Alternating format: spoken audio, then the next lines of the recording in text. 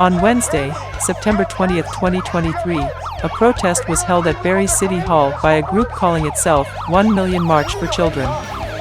Similar mobs formed in various cities and towns across the country as alt-right-wing and bigoted political groups joined forces to convince the ignorant and uneducated that action had to be taken to suppress the rights of transgender members of our society under the premise of protecting the children. They claimed, without evidence, that educators were working to indoctrinate innocent children into what they claimed was a world of sexual depravity.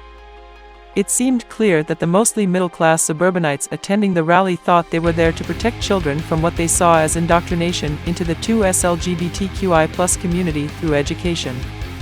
They also claimed to be there to protest the new curriculum that they claimed they had no control over and that they could not decline consent for their children to participate in learning through it.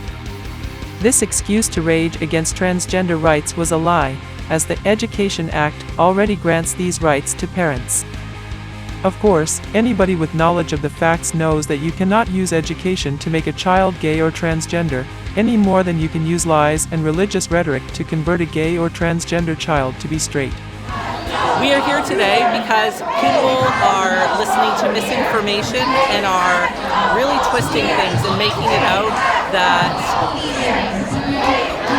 trans kids and LGBT kids are being indoctrinated and are being convinced or being mutilated, and all of that is incorrect.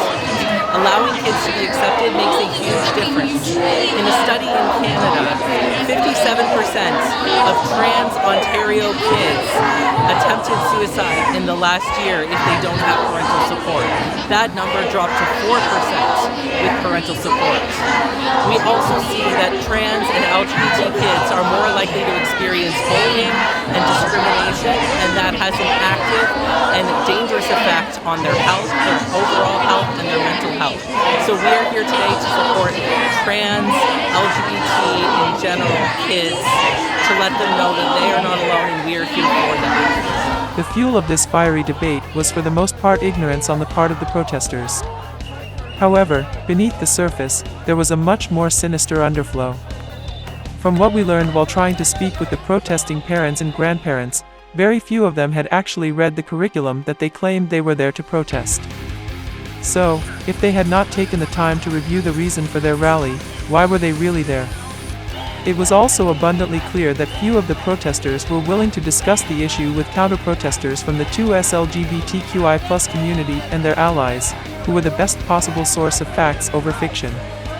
This mob of parents, who were claiming to be protecting children, was bolstered by groups like the self-entitled Freedom Truckers, who were strongly represented. Also, anti-Trudeau flags and symbols of alt-right groups of various kinds were clearly visible throughout the mob.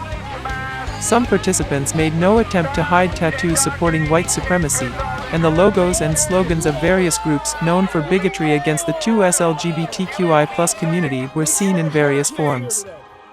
As is the case with most of the so-called Save the Children organizations, found in both Canada and the United States, this rally had little to do with protecting children and a lot to do with recruiting for organizations that foster hate against anybody who is not like them, while supporting alt-right causes.